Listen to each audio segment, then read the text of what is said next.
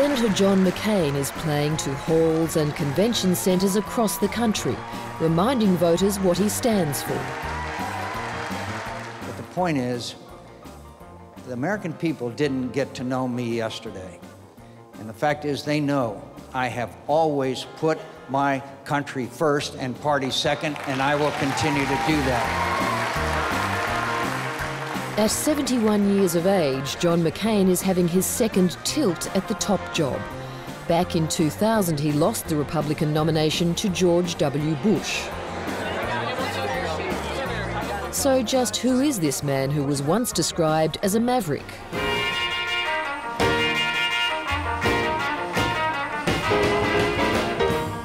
The Senator has a new version of his 2000 campaign bus, the Straight Talk Express, so named because of his tendency toward bluntness.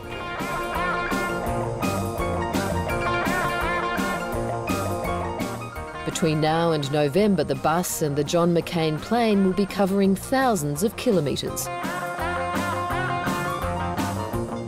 We've joined the team as members of the travelling press corps, tagging along from state to state to observe the inner workings of the campaign machine up close and personal, or at least as close as we can get. Glad to see you again. How are you? Huh?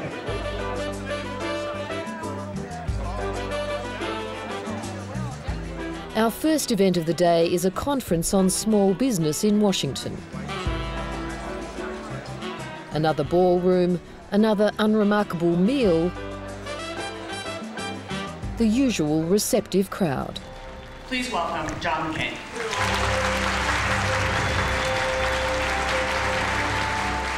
At the end of last year, the Senator had no money and no momentum. You know, I've never run a small, struggling enterprise, unless you count my presidential campaign last year. One issue which John McCain confronts wherever he goes is the war in Iraq, a war he has supported from the start.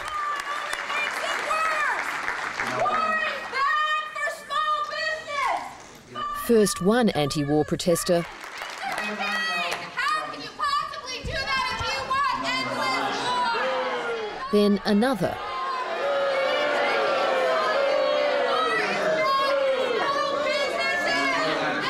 Then another. This election offers Americans a very distinct choice.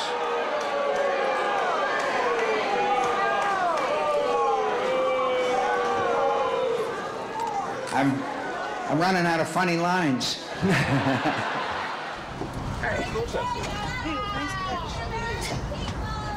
But most Americans see nothing funny about the war. All the crews, you have all your people. As the Senator travels the country, he's reiterating the need to stay the course in Iraq. But his stump speech now reveals a significant shift to the left on other key issues.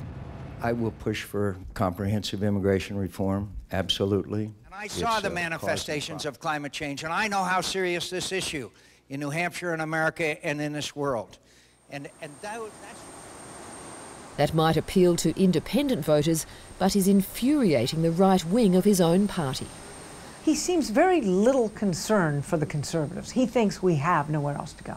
For the true right, for the true energy in the party, he seems to say, you know, that's it, you know, the jobs are gone, get used to it, you know, the immigration, it's amnesty, and that's where we're going, my first priority. Global warming, definitely a high priority in my mind. These are things that are an anathema to us. I've always said it's an Obama versus Obama. If John McCain can be an acceptable alternative to Obama... Political commentator Bae Buchanan is the sister of former Republican presidential candidate Pat Buchanan and heads the conservative group The American Cause.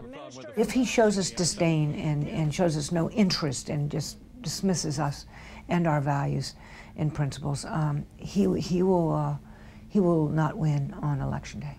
And so what do you think people are thinking? Are they thinking they just won't vote? I think there will be a low response of Republicans. I don't think you'll have the energy level and the excitement of the grassroots of our party going out to vote, as there will be very likely with the Democrats. And so that will be a disadvantage for McCain. It's been my honor to welcome my friend, John McCain, as the nominee of the Republican Party.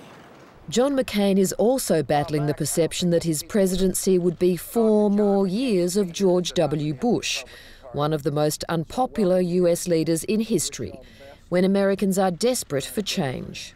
What would you say to those first-time voters, because that's probably going to be your biggest hurdle in this election, what would you say to those first-time voters that you would have to offer them over Senator Obama for the future of this country? The most important qualification to be President of the United States is that person has to be very, very, very, very old. So that was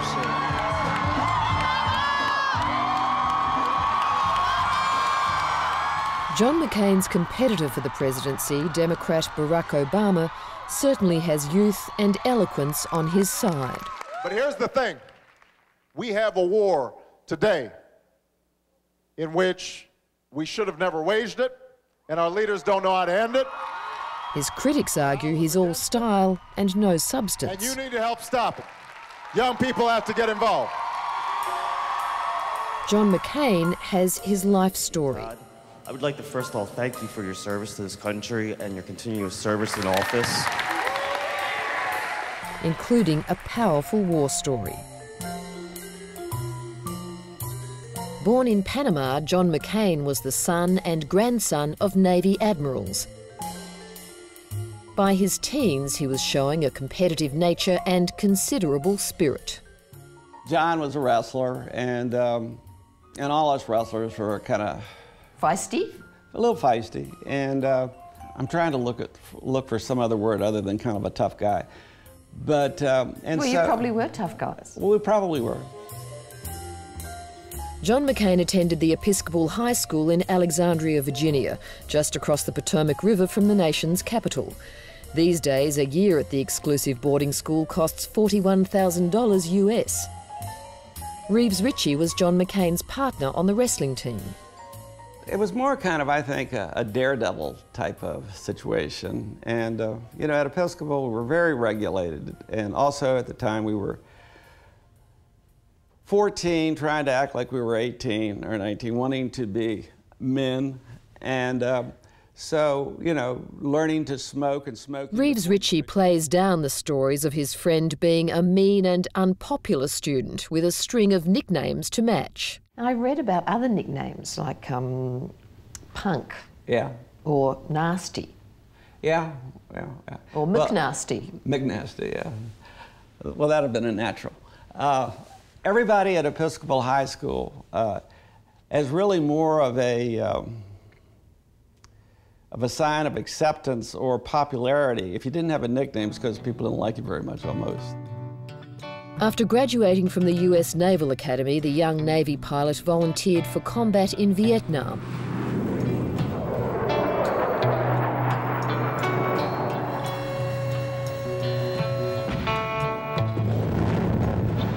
In 1967, he was shot down over Hanoi. I ejected and broke my leg and both arms and went into a lake. Shot down, bayoneted, tortured, offered early release, he said no. He had sworn an oath. The Republicans are emphasising the contrast between life experience and a man they say has none.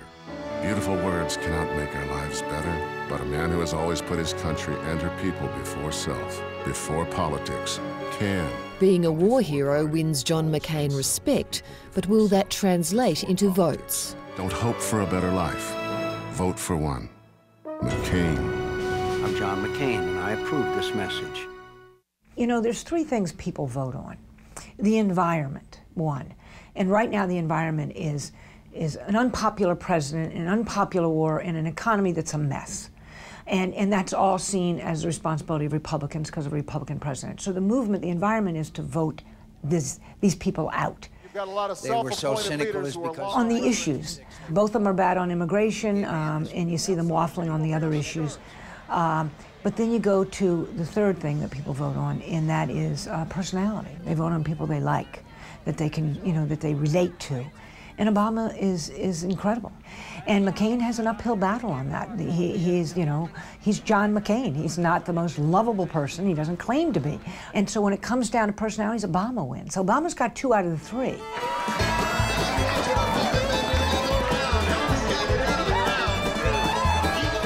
We leave the insular, controlled environment of the campaign trail to visit McCain country, his home state of Arizona.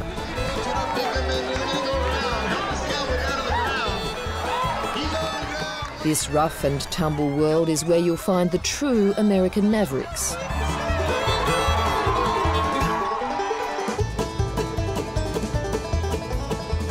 We travel from the scorchingly hot capital of Phoenix to the mountains in the east to find some of Senator McCain's most staunch supporters. I think that rural Arizona is really what Arizona is about. I've been blessed many times over to live in Arizona and fortunate to know John McCain.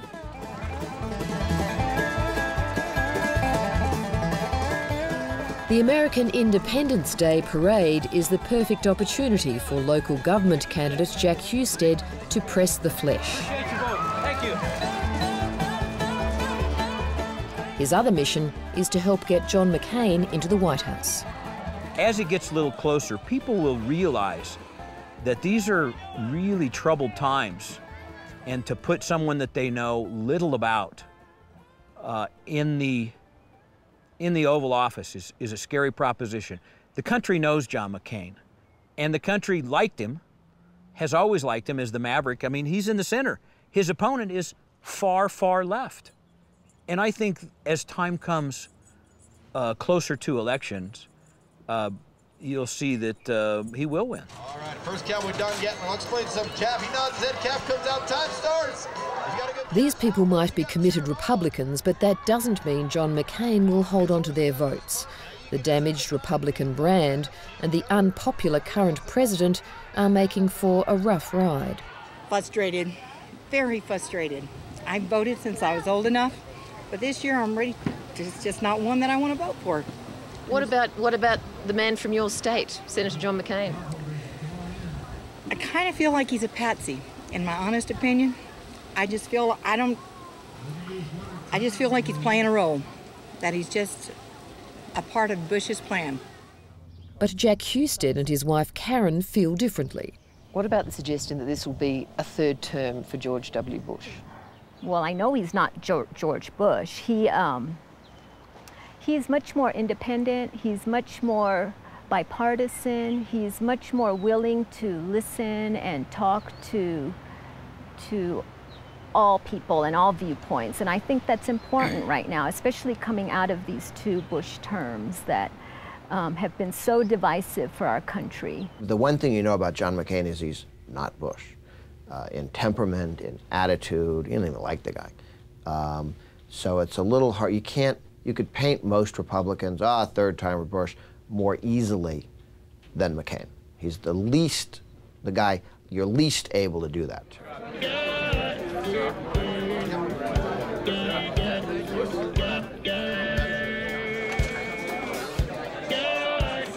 Back in Washington, D.C., the weekly invitation-only meeting of Republican movers and shakers is getting underway in the office of Grover Norquist.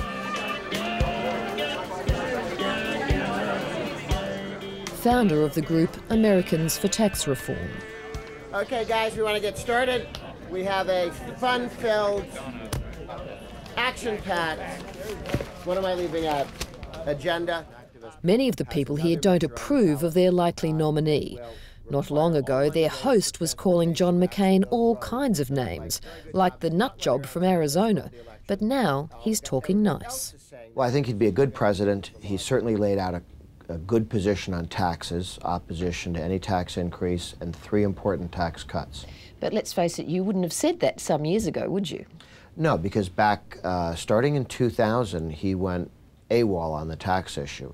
We were harsh on him at that point. Then when he moved back to his original position of being for lower taxes, we were strongly supportive of that. And so moving forward, I'm very cheerful. Again, not just on taxes.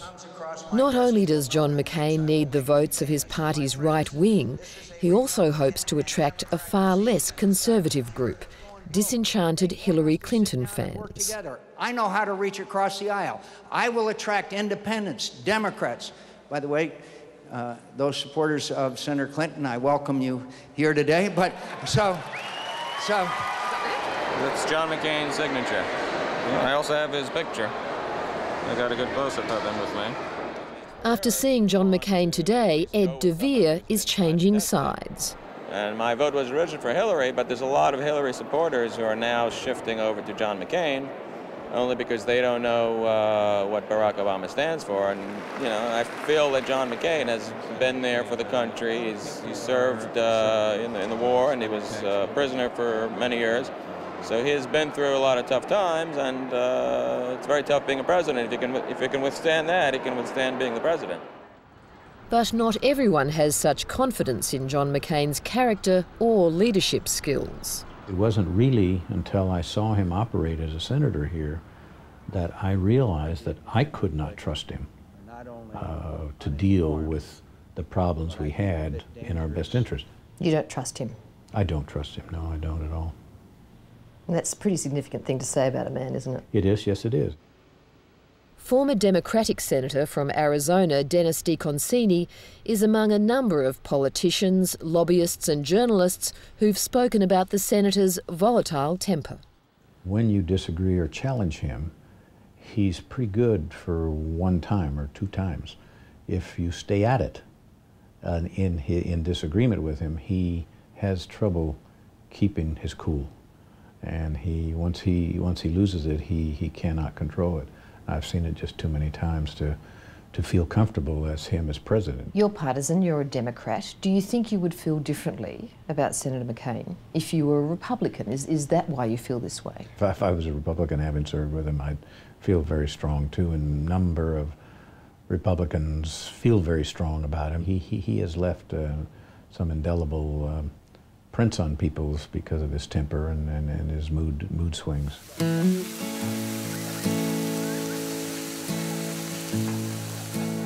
Back in Arizona at Jack Husted's holiday barbecue, the host has no such doubts. He's convinced John McCain should win and will. He believes in Americans controlling their own destiny. Everything is not a government program. And unfortunately, people get the government they deserve. And I would say that if the country's not smart enough to elect a wise, proven leader, as opposed to someone who's just been in the Senate for a couple of years and can talk real good, we have to be better than that as a country. But the challenges he faces are enormous. With the country still at war and the economy in turmoil, a candidate from a different party representing change is hugely appealing. And even some members of John McCain's own team seem to have stopped barracking. Many conservatives feel it would be best for our movement for Obama to win, because he will rule from the left, will clean out our old ranks, the establishment, will bring in fresh, new faces, and we'll be ready.